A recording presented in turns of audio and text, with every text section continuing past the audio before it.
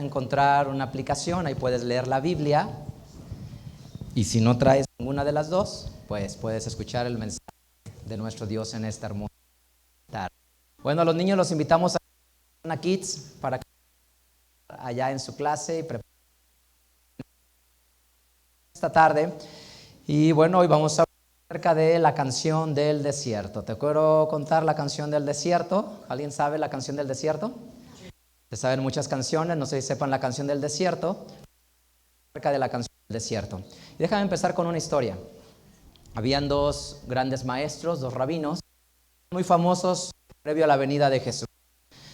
Y ellos dos, uno era muy estricto y muy duro, muy enojón, y el otro era sumamente flexible y amigable. Una vez un no converso, alguien que no era parte del pueblo de Israel, se acercó a uno y le dijo: mientras yo me suspendo en un solo pie, y en el tiempo que duro suspendiendo en un pie, quiero que me enseñes toda la ley, toda la Torá, en qué consiste y de qué se trata. El maestro se puso furioso y enojado y dice: ¿cómo cree este hombre que después de tantos años de estudio, tanta complejidad, cree que en unos instantes le puedo enseñar toda la grandeza que significa? Se indignó y se molestó. Y entonces esta persona fue con el otro maestro, los dos muy famosos de su época, y va con el otro maestro y le dice: maestro, mientras yo estoy suspendido en un solo pie, quiero que me enseñes toda la grandeza de la ley. Este hombre, en vez de enojarse, de molestarse como el primero, de llenarse de arrogancia, lo que le dice es: mira, la ley consiste en algo muy sencillo. No le hagas a otros lo que a ti no te gustaría que te hicieran. Trata a los otros como gustaría que fuera en tu vida. Eso es toda la ley. Todo lo demás es secundario. Vete, estudia y domina. Es decir, si tú comparas a los dos maestros, ves la diferencia de lo que existe en el pensamiento. Uno se sintió ofendido porque dice: ¿cómo es posible que yo, el gran rabino, el gran maestro, el gran erudito de mi época, vengan y me digan que en unos instantes le enseñe toda la grandeza de la ley?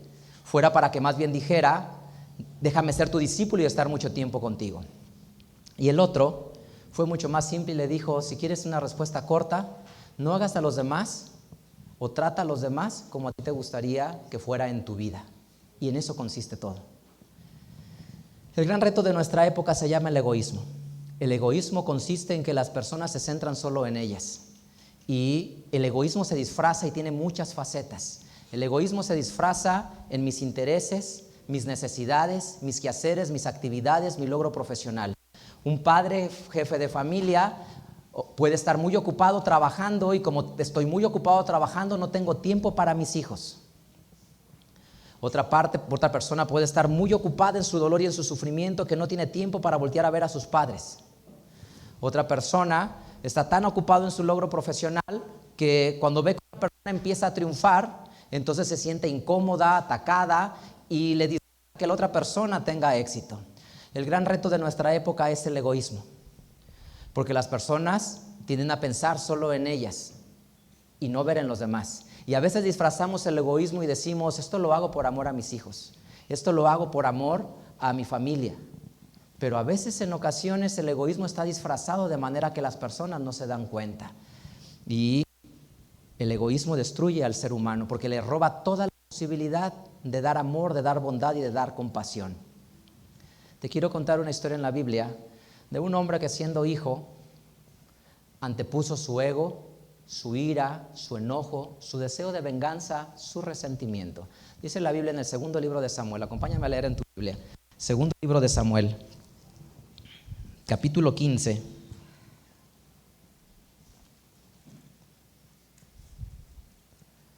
Segundo libro de Samuel, capítulo 15.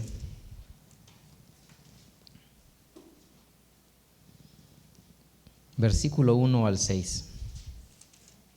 Dice la escritura así. Segundo libro de Samuel 15, 1 al 6 dice: aconteció que después de esto, que Absalón se hizo de carros y caballos, y 50 hombres que corriesen delante de él. Se levantaba Absalón de mañana y se ponía a un lado del camino de la puerta. Y a cualquiera que tenía pleito, venía al rey a juicio. Absalón le llamaba así y le decía: ¿de qué ciudad eres? Y él respondía: tu siervo es una de las tribus de Israel. Entonces Absalón le decía: Mira, tus palabras son buenas y justas, mas no tienes quien te oiga por el rey. Y decía Absalón: ¿quién me pusiera por juez en la tierra para que viniese a mí todos los que tienen pleito o negocio, que yo les haría justicia?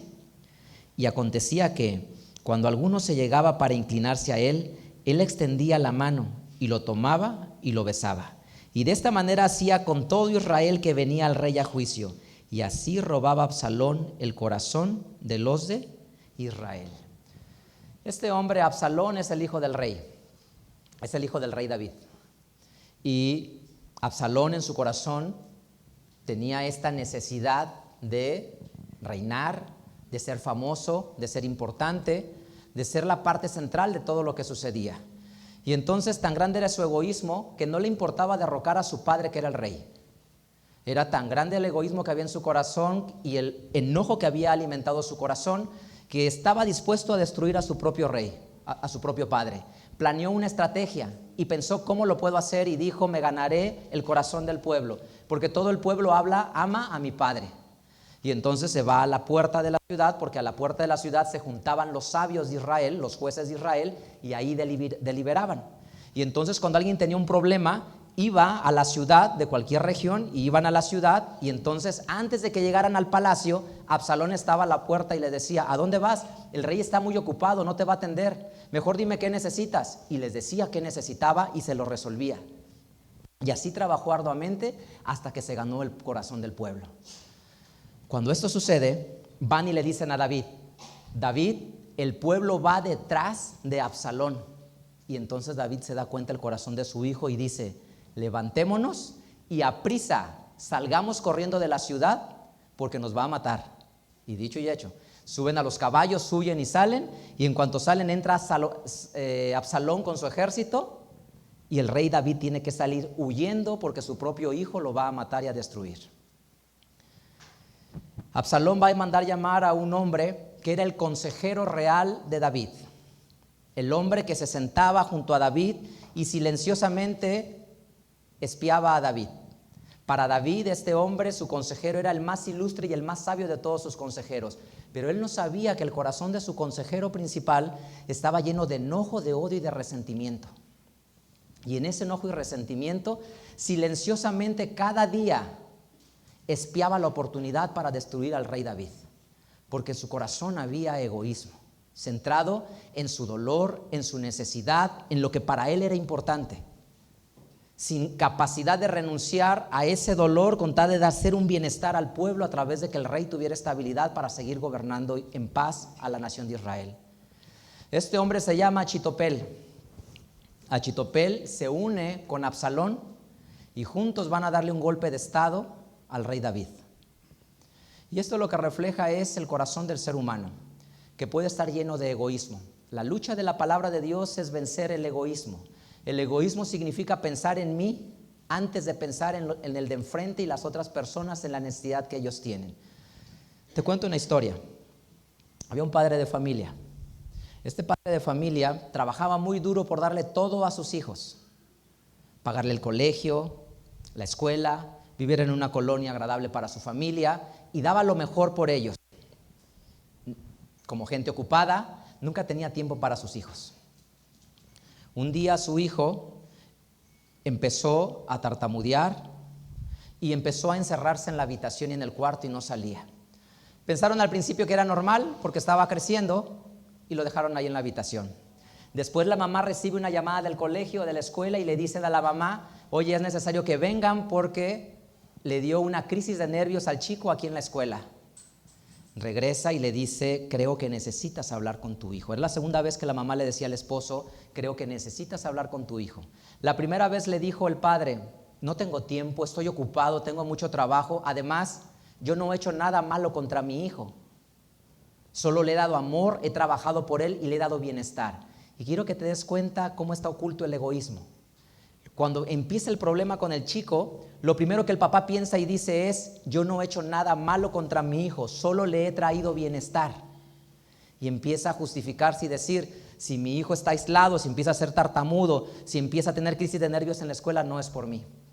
Cuando la mamá le cuenta: tu hijo le ha dado una crisis de nervios en la escuela, Entonces dice, esto sí es un problema serio y tengo que ir a hablar con mi hijo y le daré el mejor consejo como padre que le puedo dar. Toca la puerta, entra y le dice, hijo, ¿cómo estás? Y se acerca y se sienta junto a él como buen padre y le dice, me he enterado que tuviste una crisis de nervios en la escuela y te quiero dar el consejo. Y cuando empieza a hablar el papá, el chico lo para y le dice, papá, siempre quieres hablar y nunca tienes tiempo para escucharme. Quiero que me escuches, que estés conmigo. No me interesan tus regalos, no me interesa tu dinero, no me interesa la comodidad que me das. Quiero tu tiempo, tu atención y tu presencia en mi vida. El papá se quedó pasmado porque pensaba que era un buen padre, porque trabajaba, porque era proveedor y porque llevaba el dinero. Estaba trabajando durísimo el padre por darle un futuro a su hijo, pero no era un padre presente en el presente de su hijo. Y entonces, ese día se rompió algo en el corazón del padre, que se dio cuenta que había sido egoísta todo este tiempo, que disfrazado en su egoísmo de soy un padre responsable, soy un padre proveedor, no tenía tiempo para su hijo, sino que todo se le consumía en llenar el ego de decir soy un padre que da, que provee, y a mí no me pueden responsabilizar de nada porque yo entrego todo. Pero no daba lo más valioso que el chico necesitaba, que era tiempo y presencia en la vida de su hijo. Y entonces el egoísmo se disfraza de muchas facetas. Y entonces déjame contarte el otro lado de la historia.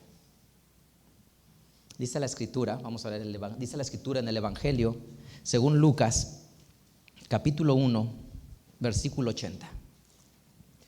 Lucas, capítulo 1, versículo 80.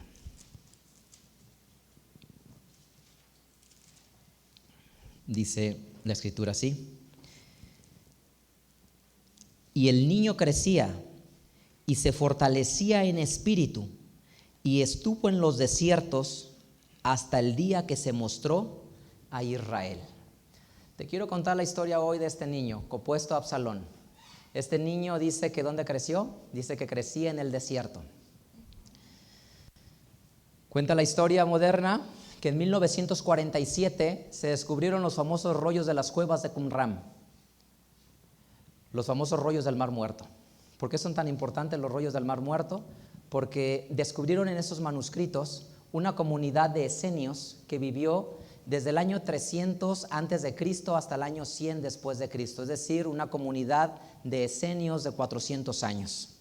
Los esenios se distinguían por una razón.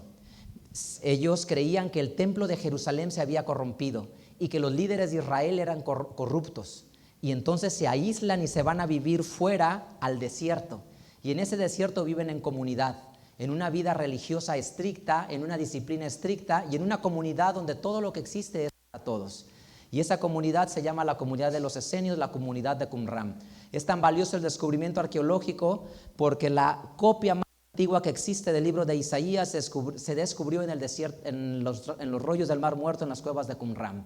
Y eso probó que el libro de Isaías era fidedigno y le dio mucho peso a la Biblia, y Dios nos regaló en 1947 el descubrimiento de los rollos del Mar Muerto, porque es la copia más vieja y antigua que existe del libro de Isaías, y cuando los cotejaron, los dos eran igualitos. 1000 años de distancia entre los dos y eran idéntica la copia de Isaías descubierta en los rollos del Mar Muerto en la comunidad de los esenios.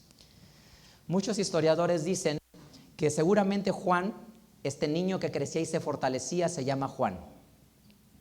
Y este Juan, dice la Biblia, que estaba en el desierto. Y se cree que Juan era un esenio. Algunos historiadores lo ven de esa manera, porque era un hombre que estaba en el desierto por su forma como predicaba, por su forma como se alimentaba, por la forma como vestía.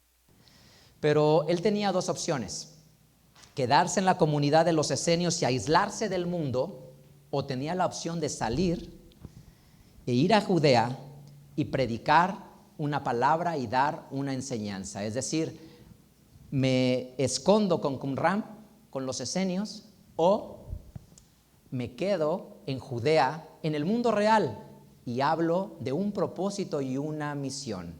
Entonces dice la escritura en el Evangelio que Juan decide hacer esto. Este hombre que estaba en el desierto, dice Juan capítulo 1, Perdón, Mateo capítulo 3, versículo 1 al versículo 4. Mateo 3, 1 al 4 dice la Escritura: y en aquellos días vino Juan el Bautista predicando en el desierto de Judea y diciendo: arrepentíos, que el reino de los cielos se ha acercado, porque este es aquel del cual fue dicho por el profeta Isaías, que dijo: voz de uno que clama en el desierto, preparen el camino del Señor, enderecen sus veredas. Y tenía Juan su vestido de pelos de camello, una cinta de cuero alrededor de los lomos, y su comida eran langostas y miel silvestre. Entonces, este hombre dice: voz de uno que clama en el desierto, preparen el camino. Él tenía dos opciones, como dije: quedarse en la comunidad de Qumran y vivir en esa comodidad y en ese egoísmo de pensar en él. Pero él no decide eso. Él se atreve a salir de las cuevas y venir a Judea y empezar a predicar el nombre de Jesús. Y cuando empieza a predicar el nombre de Jesús, dice: voz de uno que clama en el desierto. Y entonces, la canción del desierto es la canción de Juan. Juan, un hombre que predicaba con su canción y con su canto. El canto del desierto que él daba es lo que hoy vas a conocer la vida de Juan. Él demuestra el poder de vencer el egoísmo, de decir: mi comodidad espiritual es quedarme con la comodidad de los esenios. Mi comodidad es quedarme en el desierto, lejos de Judea, porque allá no tengo que lidiar con personas. Él toma el reto, el desafío, y viene y dice: preparo el camino, voz de uno que clama en el camino, preparen las sendas del Señor. Él acepta el reto y dice: le voy a preparar el camino a Jesús. Y Juan se vuelve famoso. Juan tiene muchos discípulos, dice el Evangelio según Juan. Y mira lo primero que hace una persona que no es egoísta: acepta lo que no es. Juan capítulo 1, versículo 19 al 23. Lo primero que va a hacer Juan es aceptar lo que él no es. Juan capítulo 1, versículo 19 al 23.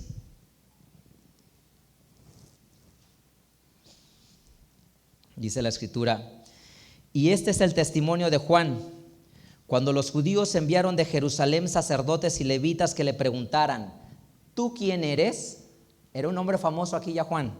Y le dicen: ¿tú quién eres? Y confesó, y no negó, mas declaró: no soy yo el Mesías. Y le preguntaron: entonces, ¿qué pues? ¿Eres Elías? Dijo: no soy. ¿Eres el profeta? Y él respondió: no. Le dijeron: pues, ¿quién eres para que demos respuesta a los que nos enviaron? ¿Qué dices de ti mismo? Y entonces él al final lo que hace es decir quién no es, porque él pudo haber dicho: soy el Mesías, soy el profeta, soy Elías. Y entonces tiene claro que él no es el Mesías. Es decir, no busca el reconocimiento, la gloria, la fama, sino tiene una misión: entregar todo su propósito para un propósito mayor, toda su vida para un propósito mayor. Y ese propósito mayor se llama prepararle el camino a Jesús. Juan es el que le va a preparar el camino a Jesús. Pero Juan era sumamente famoso, tenía muchos discípulos. Y entonces mira, el egoísmo se siente atacado cuando se ataca la fama de la persona, el prestigio de la persona. Y entonces a todos les gusta creer que son unos excelentes padres. Y por aceptar que son unos excelentes padres, no confrontarse con ellos mismos para saber si realmente lo son. Todos pensar que son unos excelentes hijos, pero no confrontarse con la realidad para ver si lo es o no lo es. O pensar que soy un excelente esposo o una excelente esposa y no confrontarme con la realidad para saber si es o no. El egoísmo sale cuando la imagen personal de la persona empieza a ser atacada. Y el egoísmo es: no tengo tiempo porque tengo que proveer a mi familia. Y entonces Juan, aún con toda su fama, aquí mismo leamos un poquito más abajo, dice la Escritura, Juan capítulo 1, versículo 35 al 41. Mira lo que le pasa. Juan 1, 35 al 41. El siguiente día otra vez estaba Juan y 2 de sus discípulos. Y mirando a Jesús que andaba por allí, dijo: He aquí el Cordero de Dios. Y le oyeron los 2 discípulos hablar y siguieron a Jesús. ¿Vieron lo que pasa aquí? Juan era un maestro famoso en Judea. Ahorita seguimos leyendo. Juan era un maestro famoso en Judea. Tenía discípulos alrededor de él. Y de repente lo abandonan 2 discípulos. Cuando ven a Jesús les presenta y dice: aquí está el Cristo. Y dice que 2 discípulos de Juan lo abandonan y se van a seguir a Jesús. ¿Qué creen que siente un líder cuando lo abandonan las personas? Su ego se ve alterado, porque ¿cómo es posible que me dejen a mí? Pero miren la canción del desierto. La canción del desierto es tener esa humildad de saber quién eres y quién no eres. Dice: yo no soy el Mesías. Y cuando se van con Jesús, Juan se pone feliz. Sigamos leyendo ahí donde estamos. Dice, versículo 27. 36, perdón. Y mirando a Jesús que andaba por allí, dijo: He aquí el Cordero de Dios. Y oyéndole los 2 discípulos hablar, siguieron a Jesús. Y volviéndose Jesús y viéndolo seguirle, les dice: ¿qué buscan? Y ellos le dijeron: Rabí, que declarado es maestro, ¿dónde moras? Le dice: vengan y vean. Vinieron y vieron dónde estaba y se quedaron con él aquel día, porque era como la hora de las 10. Era Andrés, hermano de Simón Pedro. Fíjense, Andrés era discípulo de Juan Bautista antes de ser discípulo de Jesús. Uno de los 2 que habían oído de Juan y le habían seguido. Este halló primero a su hermano Simón y le dijo: hemos hallado al Mesías, declarado es el Cristo. Entonces, lo que tiene claro él es que no importa que se vayan las personas, porque las personas tienen un propósito que cumplir en la vida. A veces en la vida tenemos, digamos, lazos que nos unen a personas, pero son lazos que pueden ser transitorios. Transitorios para enseñarnos algo, para poner algo en nuestra vida, en nuestro corazón, en nuestro ser.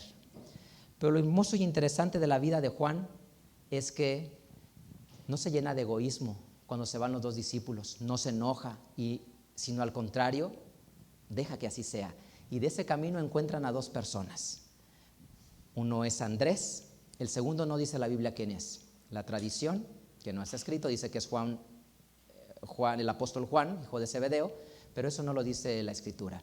Lo que sí dice es que uno de los 2 que se va es Andrés, y derivado de eso encuentran a Pedro. Y entonces, esto me da espacio para contarte una historia. En una congregación, en una comunidad cristiana, había una mujer que era muy servicial, una hermana que servía en todo, en la cocina, en las enseñanzas, y era de esas colaboradoras sumamente activas que siempre le aplaudían en la congregación por todo lo que ella hacía. Una ocasión tuvieron un evento en la iglesia y el evento salió espectacular. Toda la iglesia aplaudió, feliz y gozosa del gran éxito que había sido lo que ella había organizado y había hecho. El evento salió espectacular, le aplaudieron, ella se quedó feliz y estaba contenta porque estaba cumpliendo su propósito de servir al Señor. Y pensó: cuando llegue a mi casa, mi esposo y mi hija me aplaudirán de la misma manera. Llegó a su casa ese día, porque acabó muy tarde el evento en la iglesia, y cuando ella llega a la casa, para su sorpresa su hija está despierta. Y le dice: hija, ¿qué estás haciendo aquí? ¿Por qué estás despierta? Y se le queda viendo a la hija y con voz triste y llorosa le dice: mamá, hoy era mi evento en la escuela. Te avisé con tiempo para que fueras. Y la mamá se quedó pasmada y le dijo: sí, no lo olvidé, pero pensé que entenderías que como iba a estar sirviendo a la iglesia, comprenderías que no iba a poder ir al evento. Y le dice: no, yo solo necesito tu presencia. Allá te aplauden muchos, pero aquí yo tenía una silla reservada para ti y solamente quería que estuvieras en esa silla y me vieras en el evento que voy en la escuela. Ella se dio cuenta entonces que Su egoísmo estaba disfrazado de una aparente misión en la iglesia, porque es bueno servir en la iglesia, pero no al costo de nulificar e hacer invisibles a los hijos. Y entonces la grande confusión es que buscaba el aplauso equivocado, buscaba el aplauso de la iglesia y de la congregación, en vez de buscar el aplauso más importante en su vida para la misión que tenía, que era el aplauso de su propia hija en la casa. Y es cuando el egoísmo se disfraza.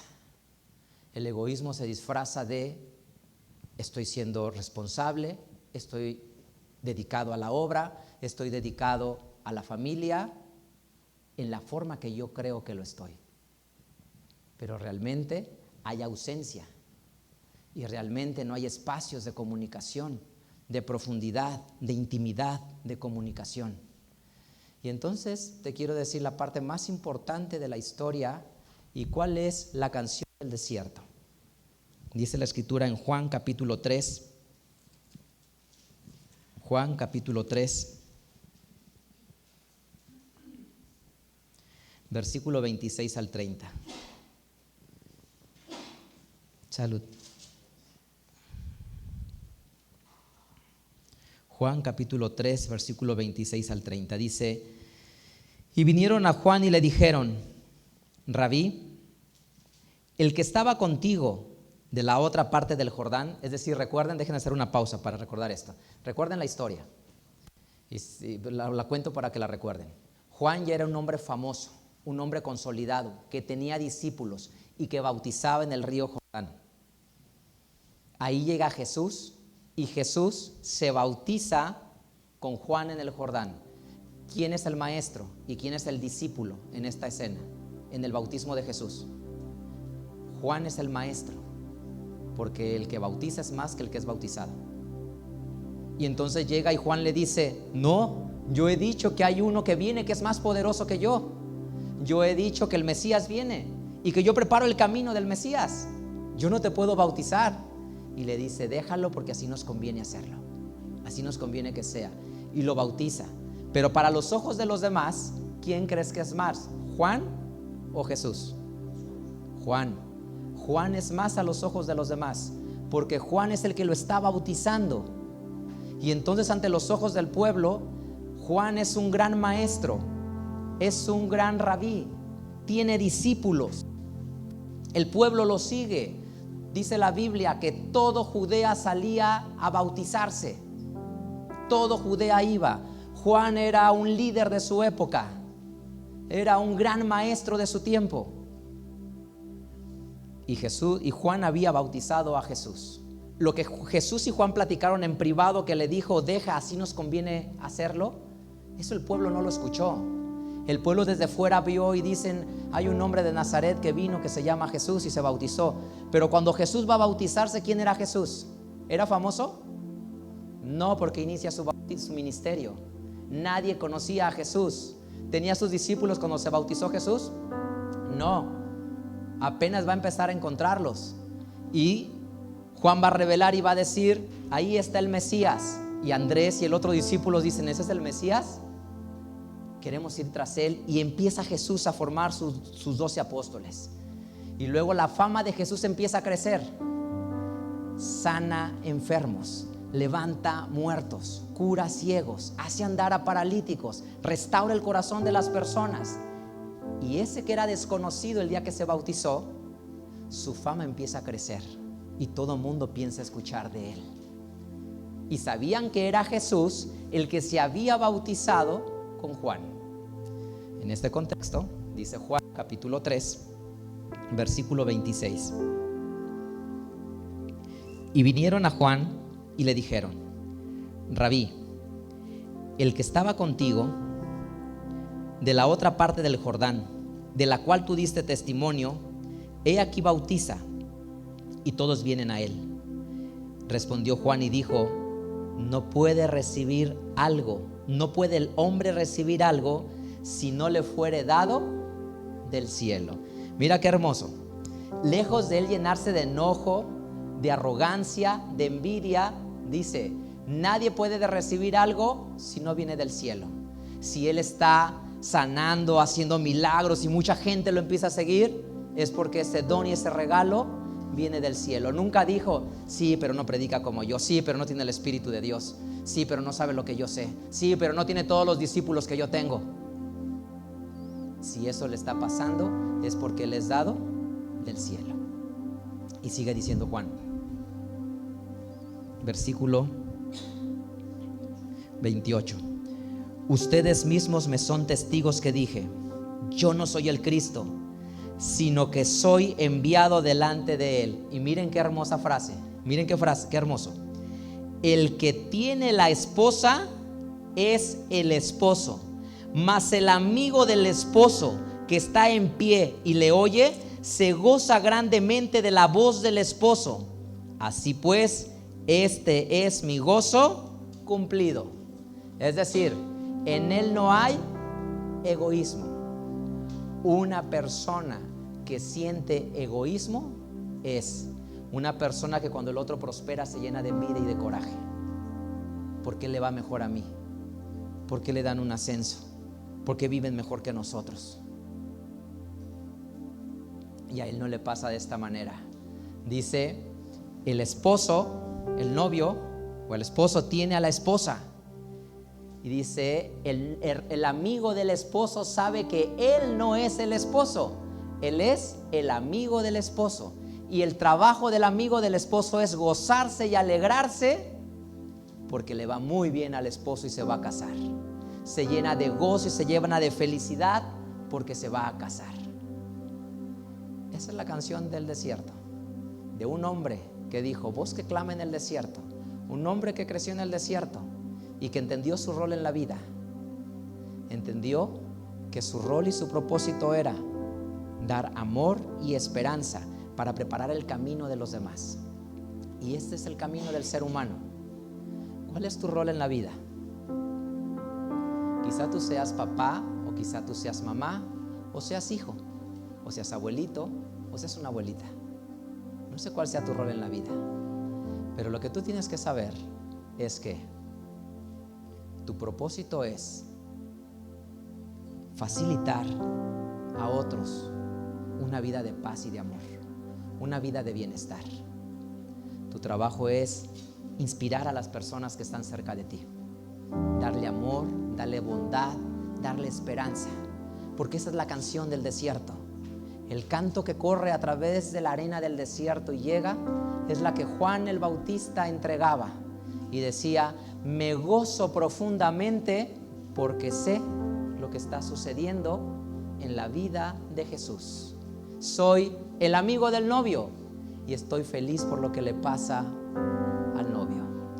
Y la frase más poderosa, el coro, la parte clímax de la canción del desierto es esta, versículo número 30. Juan capítulo 3, versículo 30 dice, a Él conviene crecer, mas a mí disminuir. Esa es la canción del desierto. A Él le conviene crecer y a mí me conviene disminuir. Fui el hombre que tuvo la grandeza, el hombre que tuvo la fama, que tuvo los discípulos, pero ahora he cumplido mi propósito. He preparado el camino al Mesías y ahora la gente sabe que los ciegos ven, que los cojos andan, que los muertos son resucitados, que los enfermos son sanados. Mi propósito ha terminado. Es tiempo que yo disminuya, que yo vaya hacia abajo, y es tiempo que el Mesías crezca. Quiero que entiendas tu propósito en la vida. Tu propósito a veces está en tus hijos, en darles un corazón en plenitud, en que se enseñen a amar a ellos mismos, a quitar de su corazón la ira, el rencor, la envidia o la amargura. No solo en pensar, ¿por qué mi esposa no es diferente? ¿Qué me puede dar mi esposa? ¿Por qué mi esposa no atiende lo que le pido? O en pensar, ¿por qué mi esposo no es de esta manera? El camino está en un propósito: darnos hacia los demás. Y como dijo el maestro, Se cree que es una frase tomada del gran rabino Hillel, porque él la dijo primero antes que Jesús. Háganle a los hombres como les gustaría que les hagan a ustedes. Es decir, si no te gusta que te griten, ¿por qué les gritas a otras personas? Si no te gusta que te reten, ¿por qué retas a otras personas? Si te gusta que te presten los oídos para que te escuchen, ¿por qué no prestas sus oídos para que escuchen? Si te gusta que alguien te abrace, ¿por qué no abrazas al de a un lado? Si te gusta que te pongan atención cuando hablas, ¿por qué no pones atención a los otros cuando hablan? Y esa es la canción del desierto, el mensaje de Juan del Bautista, un hombre que tuvo toda la fama y toda la grandeza. Pocos capítulos en la Biblia existen para él escritos, pero entendió su propósito. No soy el Mesías, el Mesías es él. Mi misión, prepararle el camino solamente. Y cuando llegó el momento dijo: conviene que yo disminuya para que él crezca y se eleve como el gran Mesías. Tuvo un propósito en su vida. Y a veces como padres perdemos de vista que conviene que nuestros hijos crezcan y que nosotros disminuyamos. Y eso significa: ¿cómo te ayudo a vencer tu ira, hijo?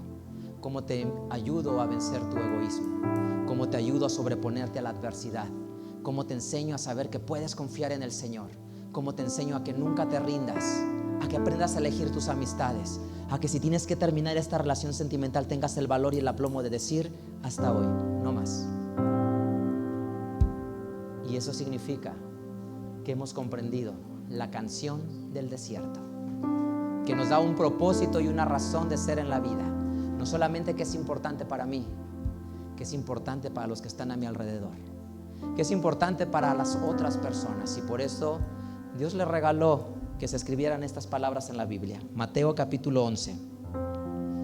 No tiene muchos capítulos acerca de él, pero tiene frases poderosas. Dice Mateo capítulo 11, versículo 11. Mateo capítulo 11, versículo 11. De cierto os digo que no se levantó entre los que nacen de mujeres otro mayor que Juan el Bautista, mas el que es muy más pequeño en el reino de los cielos, mayor es que él. Miren lo que dice la Escritura. Dice algo sumamente hermoso. No se levantó entre los hombres que nacen de mujer otro tan grande como Juan el Bautista. ¿Por qué? Porque dijo: yo no soy el Mesías, yo soy el que le prepara el camino. Y cuando llegó el tiempo dijo: conviene que él crezca y que yo disminuya. Y así lo entendió y así lo vivió. Pero hace una promesa mucho más hermosa. Si tú entiendes esto, entonces dile a Dios: Señor, ya no quiero ser yo el protagonista de esta historia. No quiero ser yo el centro de las cosas. No quiero centrarme en mí, en mi necesidad, en mi dolor, en mi desesperanza, en lo que para mí es importante, en mis deseos, en mis necesidades. Señor, quiero que tú seas el dueño de mi vida, que tú controles mi destino, que tú gobiernes en mi vida. Quiero que tú seas el invitado permanente en mi casa. Y si entiendes esto, Juan el Bautista fue un hombre extraordinario, voz del que clama en el desierto. Pero aún así la Biblia dice: no se levantó. Cualquiera que acepte el reino de Dios es aún mayor que él. Entonces te quiero decir en esta tarde que Dios tiene un propósito hermoso para tu vida. Que te alegres, que ese propósito a veces está en tomar tu teléfono, hacer una llamada a alguien a la distancia y decirle: hey, ¿cómo va tu día? Deseo que Dios te bendiga, que Dios te siga inspirando y te siga haciendo que luches. Yo siempre estaré aquí para echarte porras, para animarte y alentarte. Y cuando necesites, aquí estaré para ti. Que construyamos lo más hermoso y lo más poderoso que es el hogar. El hogar, que sea el lugar donde tus hijos se refugien. Que cuando las cosas les salgan mal en la vida, levanten el teléfono a casa, y si viven en tu ciudad, vayan a casa y te digan: necesito un abrazo, necesito un mensaje de la palabra de Dios. Que el hogar sea el lugar donde los hijos se refugien y donde los padres se inspiren para traer bienestar a este mundo. Y esa es la canción del desierto. Las personas que dejan de pensar en ellas, en mi cansancio, en mi esfuerzo, en mi dedicación, sino más bien pensar: tenemos un propósito en la vida para acompañar a los demás. Les he contado esta historia de este chico, este niño, que siempre le preguntaba a su papá: papá, ¿cuánto ganas? Y el papá le decía: hijo, eso no se pregunta. Papá, ¿cuánto ganas? Eso no se pregunta, hijo. Y el niño siempre quería saber eso, y el papá le molestaba que le preguntara eso. Un día llega a casa y le dice: mamá, ve a ver a tu hijo que está esperando y no se quería dormir hasta que llegaras. Y entonces llega y le dice: hijo, y lo primero que le dice: papá, ¿cuánto ganas a la hora? Y el papá se molesta y le dice: ¿por qué siempre me preguntas eso? Eres un chico muy interesado. Le dice: bueno, papá, ¿me das 10 pesos? Y el papá, ya molesto y enfadado, se los entrega. Y entonces levanta su almohada y saca un puño de monedas y de billetes y se lo entrega y le dice: papá, ¿me das una hora de tu tiempo? Era un niño, y como niño en su inocencia no sabía cómo acceder a él, y pensaba que si papá trabajaba tan duro es porque le pagaran, y si él le pagaba lo de una hora, el papá le daría una hora y estaría con él. Esa noche la vida de papá cambió y entendió lo que significaba estar presentes y romper el disfraz y la apariencia del egoísmo. A veces queremos estar para la iglesia, para la familia, para los hermanos, para los sobrinos, para los primos, para todos los que levantan el teléfono, pero no estamos para las personas que están en nuestro techo. Así es que si esta noche tienes que hacer una llamada, llámale a esa persona que es especial en tu vida y dile: deseo que Dios te bendiga y te esfuerce. Quizás sea un mensaje, quizás sea una llamada. Y si tienes que decir a alguien: gracias por todo el amor que me has dado, porque tanto amor me has dado que me siento completo y lleno, llámale a esa persona y díselo. Que tu mundo sea de paz. Y si aprendiste la canción del desierto, que tú también cantes la canción del desierto. Vamos a honrar a nuestro Padre con una alabanza. Te invito a cantar.